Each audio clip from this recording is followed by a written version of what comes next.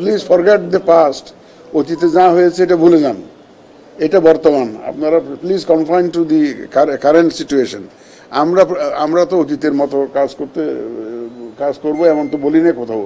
অতীতেরটা ভুলে যান, আপনারা বর্তমান নিয়ে থাকেন। আমরা ইনশাল্লাহ সবাই যাতে সঠিক দায়িত্বটা সঠিকভাবে পালন করতে পারে সেই এনভায়রনমেন্টটা আমরা ইনশাল্লাহ ক্রিয়েট করে দেবো ইনশাল্লাহ। ওনারা মূলত ব্রিটিশ হাই কমিশনার সাহেব এসেছিলেন না, মূলত জানতে এসেছিলেন যে আমরা আগামী নির্বাচনের জন্য আমাদের প্রস্তুতি কীরকম চলছে। তা আমরা ওনাদেরকে জানিয়েছি আমরা যা যা করছি, ইলেকশনকে সামনে রেখে আমরা যা যা প্রস্তুতি নিচ্ছি সে সম্পর্কে আমরা জানিয়েছি।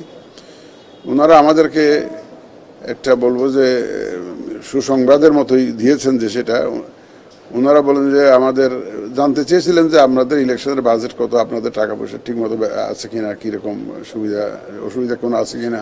আমরা বলছি যে আমাদের টাকা পয়সার কোনো অসুবিধা নাই, সেটা আমাদের দুর্বলতার কথা বলবো কেন, অসুবিধা নাই। তা আমরা বাজেট চেয়েছি সরকারের কাছে, সেটা জানিয়েছি।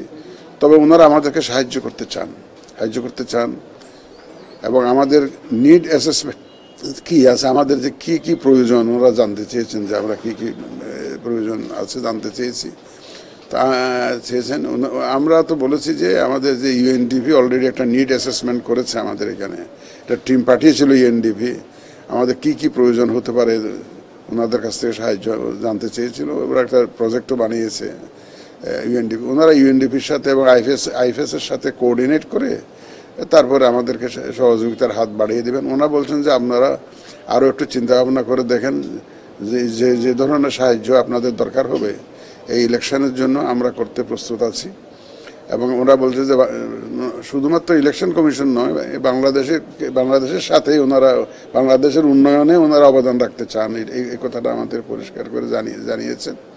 তা আমরা বলছি যে আমরা will continue the dialogue with them এবং আমরা will reflect on what we need actually in final details, then will share with them. ওনারা বলছেন যে আগামী মাসে বোধহয় একটা ওয়ার্কশপের মতো করবেন, আমাদেরকে দাওয়াত দিয়েছিলেন। আমাদের প্রতিনিধি যাবেন, আমাদের সিনিয়র সেক্রেটারি মহোদয় হতে যাবেন। ওই ওয়ার্কশপে ওটা আলোচনা হবে, এখানে সিভিল সোসাইটির মেম্বার থাকবে ওনারা। তা আমরা একটু জোর দিয়েছি, আমি আগেও বলেছিলাম যে আমি জোর দিয়েছি যে আমাদের যে ইলেকশন এজেন্ট যারা থাকেন তাদের একটা ট্রেনিংয়ের একটা ব্যবস্থা করার জন্য। এটা তো আমাদের আওতার বাইরে, আমরা আমাদের লোকগুলোকে ট্রেনিং দিতে পারি, আমাদের পুলিং অফিসার প্রিসাইডিং অফিসার এগুলোকে ট্রেনিং দিতে পারি, কিন্তু এখন রাজনৈতিক নেতাদের ক্যান্ডিডেটদের এজেন্টদেরকে এটা ট্রেনিং দেওয়ারটা কীভাবে করা যেতে পারে ওনারা কাছে সে সাহায্যটা আমরা চেয়েছি। আর ভোটার এডুকেশনের ব্যাপারে, তারপরে আমাদের এই যে ডোমেস্টিক অবজারভারদের ট্রেনিংয়ের ব্যাপারে ওনারা সাহায্য করতে রাজি আছেন। আরও অন্যান্য ক্ষেত্রে যদি সাহায্য লাগে আমরা আরও বিবেচনা করে দেখব, তারপর ওনাদেরকে জানাবো। ওনারা রাজি আছে, ওনারা সর্বতভাবে আমাদেরকে সাহায্য করতে ওনারা রাজি আছেন, এটা ওনারা আমাদেরকে পরিষ্কার করে জানিয়েছেন। ওনারা চায় যে আন্তর্জাতিক মানের একটা নির্বাচন দেখতে চান, যেটা আমরা তো প্রতিশ্রুতিবদ্ধ, এখানে আমাদের তো দ্বিমত নাই।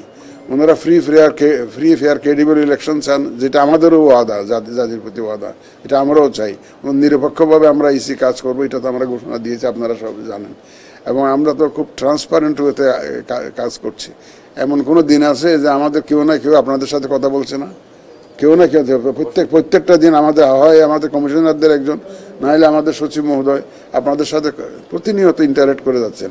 হোয়াট ডাজ ইট মিন? আমরা তো কোনো কিছু লুকিয়ে ছাপিয়ে করতেছি না, আমরা যা করছি একদম ট্রান্সপারেন্ট ওয়েতে করছি।